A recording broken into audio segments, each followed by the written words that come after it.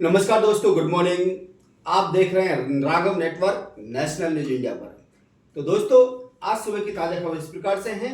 Philippines में भारी भूकंप आया है, जहां पर 7.2 तीव्रता का भूकंप आया है, जहां से वहां पर बहुत ज़्यादा जनहानि हो चुकी है, बहुत नुकसान हुआ है और वहां आपातकाल की स्थिति बन चुकी है। ये बहुत बड़ी ब्रेकिंग न्यूज़ है कि फिलीपींस में बहुत बड़ा आज एक समझो एक तरह से ऊपर वाले का कहर आ चुका है। दूसरा न्यूज है, आपको मिलेगा बिहार से। बिहार में इलेक्शन में इस वक्त बहुत जोर शोर से तैयारियां चल रही हैं और सभी पार्टियों में इस वक्त मंथन चल रहा है। एनडीए के सभी घटक दल आपस में सुलह कर रहे हैं, लेकिन नहीं हो रहा है, पेच फंसा हुआ है। चिराग पासवान और एनडीए में इस वक्त सीट बंटवारे पर पेच फंस चुका है, क्योंकि काफी मुशक्कत करने के बाद भी चिराग पासवान को नहीं मनाया जा रहा है। वो 40 सीट पड़े हुए हैं, जबकि बीजेपी उन्हें 25 से 27 सीट देना चाहती है। तो उसको लेकर के क्या होगा। दूसरा, आरजेडी में भी इस वक्त पेच फंसा हुआ है। उनके जो साथी गठबंधन के दल हैं वो खासे नाराज चल रहे हैं। उन्होंने आज भारती, जो उनकी बहन है, उनको एयरपोर्ट पे घेरा, जहां पर भीड़ से बचने के लिए सीआईएसएफ और उनके सुरक्षा कर्मियों ने बड़ी मुश्किल से भारती वहां से निकली और फिर अपने घर तक पहुंची। तो ये बहुत ब्रेकिंग न्यूज चल रही है बिहार से। दूसरी न्यूज है एसआईआर को लेकर के बंगाल से। ममता दीदी के भड़कने के बाद एसआईआर के मामले में और भी उफान आ चुका है। उनका कहना है कि बीजेपी बंगाल पर कब्जा करना चाहती है, जो वो नहीं कर पाएगी। उन्होंने उसको लेकर के चुनाव आयोग के अधिकारियों को भी लताड़ा और उनको कहा कि वो बीजेपी के कहने से कार्य कर रहे हैं और उनके अधिकारियों को डांट रहे हैं, डरा रहे हैं। तो ये मुद्दा है कि अगर बीजेपी एनडीए बिहार इलेक्शन जीत जाती है,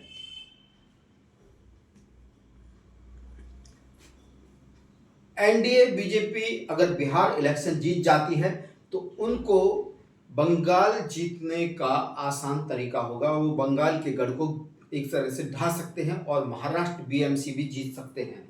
लेकिन दोस्तों, ये जरा सोचने की बात है, अगर एनडीए बीजेपी सरकार बिहार इलेक्शन हार जाती है तो उनको बहुत बड़ी मुश्किल होगी, क्योंकि उसके बाद वो सिमट करके सिर्फ यूपी तक रह जाएंगे और उनको महाराष्ट्र इलेक्शन भी मुश्किल में आ जाएगा। जो बीएमसी का इलेक्शन है, बहुत बड़ा इलेक्शन है, मुंबई इलेक्शन, ठाणे इलेक्शन और वसई विरार महानगर पालिका इलेक्शन, पालघर महानगर पालिका इलेक्शन, ये सारे पालिकाओं का इलेक्शन भी उनके लिए जीतना बहुत मुश्किल हो जाएगा। इसलिए इस वक्त एनडीए को जीतना है बिहार का गढ़, क्योंकि बिहार जीतने से उनका मनोबल, उनकी आकांक्षाएं और अच्छी मनोबल बढ़ जाएगा। तो बहुत जरूरी है, ब्रेकिंग न्यूज है कि अगर एसआईआर का मुद्दा क्या रंग लाएगा, क्या ममता बनर्जी उसे इलेक्शन से पहले होने देंगी या नहीं होने देंगी, उसको लेकर के क्या बवाल होगा, ये बहुत बड़ा सवाल है। दूसरा ब्रेकिंग न्यूज है उत्तर प्रदेश से। उत्तर प्रदेश के अयोध्या के पास एक गांव में कल रात को एक बम विस्फोट हो गया, जिसमें बताया जा रहा है कि शायद वो वहां पर इलीगल पटाखे की फैक्ट्री थी, जो पटाखे बना रहे थे, जिसमें ब्लास्ट हो गया, 5 लोगों की दर्दनाक मौत हो गई, जिसको लेकर के प्रदेश के मुखिया योगी जी ने जांच का आदेश दिया है और उस पर नजर रखे हुए हैं। तो आपके आसपास अगर कहीं पर भी इलीगल इस तरह की पटाखी कंपनी चल रही है तो कृपया आप पुलिस को सूचना दें या शासन को सूचना दें, क्योंकि इससे हादसे हो सकते हैं। क्योंकि कल एक दिन पहले ही इसी तरह के हादसे की एक खबर आई थी कानपुर से, जहां पर 2 स्कूटी के अंदर ब्लास्ट हुआ था। वो भी मालूम पड़ा कि वो भी एक इस तरह के पटाखे रखे हुए थे, जिसके कारण वहां पर बहुत बड़ा एक हादसा हो गया। उसमें भी 8 लोग घायल हुए थे, जो कि अयोध्या में के इस गांव में 5 लोगों की दर्दनाक मौत हो चुकी है। तो दोस्तों, दूसरी खबर है कफ सिरप। कफ सिरप का जो हंगामा है वो रुकने का नाम नहीं ले रहा है। कफ सिरप ने अभी तक बहुत सारे बच्चों की जान ले ली है। इस कफ सिरप को बनाने वाली कंपनी तमिलनाडु से है और तमिलनाडु में ये श्रीसन कंपनी, इसके मालिक को इस वक्त मध्य प्रदेश पुलिस ने गिरफ्तार कर लिया है, उसको कोर्ट के सामने पेश भी किया गया है। लेकिन मध्य प्रदेश के मुख्यमंत्री मोहन यादव का कहना है कि वह तमिलनाडु की सरकार उनको सपोर्ट नहीं कर रही है, उसमें जांच में उनकी सपोर्ट नहीं कर रही है। तो ये बहुत बड़ा एक गंभीर मामला है, जिसमें तमिलनाडु सरकार को सपोर्ट करना चाहिए, क्योंकि बच्चे चाहे राजस्थान के हों, मध्य प्रदेश के हों या किसी भी स्टेट के हों, अगर उनकी जान के साथ खिलवाड़ हुआ है तो उस गुनहगार को सजा मिलनी चाहिए, उन पर कार्रवाई होनी चाहिए और सरकार को उसमें सपोर्ट करना चाहिए। तो ये बहुत बड़ी ब्रेकिंग न्यूज़ है, इस पर आप नज़र रखिए और सचेत रहिए। कहीं पर भी श्रीशन, याद रखिए, श्रीशन कंपनी अगर का आपको कफ सिरप मिलता है तो उसको तुरंत बैंड करवाएं, उसके खिलाफ आवाज़ उठाएं, उसको नहीं सेल होने दें और ना ही खरीदें, और उसको तुरंत वहाँ के जो इंस्पेक्टर पुलिस को उसका इन्फॉर्म करें किसी भी मेडिकल पर इस तरह के श्रीशन के कफ सिरप नहीं बिकने चाहिए, सोल्ड होना चाहिए। क्योंकि कल एक न्यूज में पता चला है कि छत्तीसगढ़ में सरेआम मेडिकल स्टोरों पर श्रीशन के कफ सिरप बेचे जा रहे हैं। तो क्यों जान का खतरा किसी मोल लिया जा रहा है, क्यों बच्चों के साथ खिलवाड़ किया जाएगा? आप सचेत रहिए, जागरूक रहिए।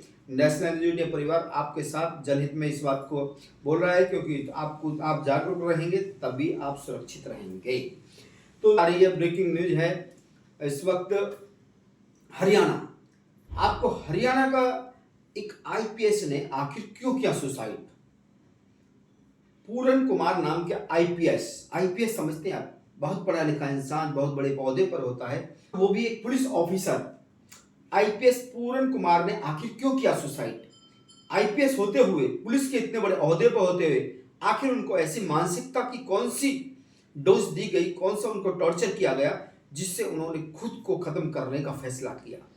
और इसके पीछे उन्होंने नोट लिखा और उन अधिकारियों का, डीएसपी, एसपी, कितने सारे लोगों जो अधिकारी हैं उन पर इल्जाम लगाया मरने से पहले कि उनको मानसिक उत्पीड़न दिया गया, उनको जाति सूचक वर्ड्स यूज करके उनको मानसिक हरासमेंट दी गई, जिसके बाद उन्होंने अपनी जान गंवा दी।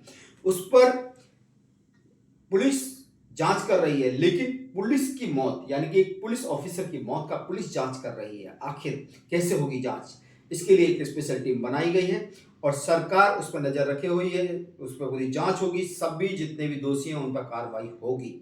ये पक्का आश्वासन है और बहुत जल्दी होगी, सबको सजा मिलेगी, क्योंकि आईपीएस की जान इतनी सस्ती नहीं होती है और जिस तरह का ये मामला आया है ये वाकई ही सोचने वाला है।